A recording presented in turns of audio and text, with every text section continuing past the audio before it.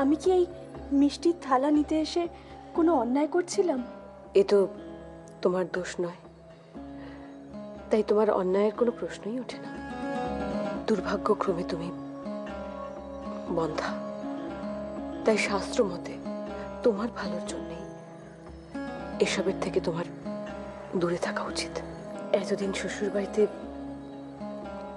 অনেক অপমান তোমাকে সহ্য করতে হয়েছে, কিন্তু আর না।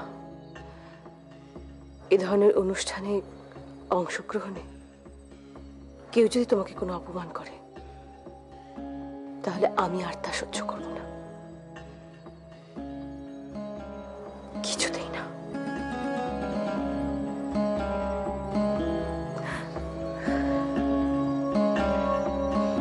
সেনাপতি মশাই, একবার একটু এদিকে আসুন।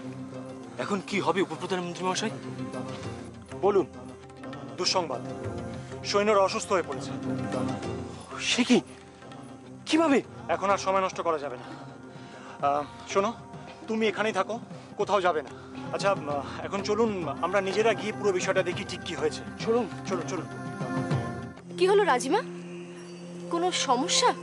না, সমস্যা মানে সেই যে রুক্মিণীকে পাঠিয়েছিলাম মিষ্টির জন্য, এখনো তো এলো না।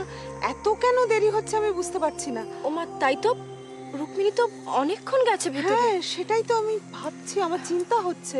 এমা, রুকুমণি তো তাহলে দাহর অনুষ্ঠান দেখতেই পেল না। রাজিমা, আমি কি একবার ভেতরে গিয়ে দেখব? আর দরকার হলে মিষ্টান্ন থালাটাও আমি। না না, আপনি যাবেন কেন? আমি নিজে গিয়ে বরং একবার দেখে আসি। কি ব্যাপার জয়দ্রথ, তুমি হঠাৎ এখানে? সব ঠিক আছে তো? হ্যাঁ মাসুমা, আপনি নিশ্চিন্তে থাকুন। আমি সেনাপতি মশাইকে নিয়ে একটু দরকারে যাচ্ছি। কি এমন দরকার যে তোমাদের দুজনকেই সেখানে যেতে হবে? আচ্ছা, সেনাপতি মশাই একা সেখানে গেলে হয় না? না মাসুমা, হয় না।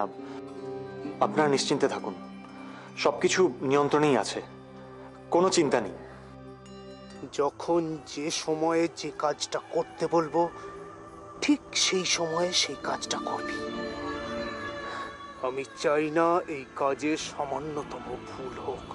না সর্দার, এবারে আর কোনো ভুল হবে না। মাসুমা,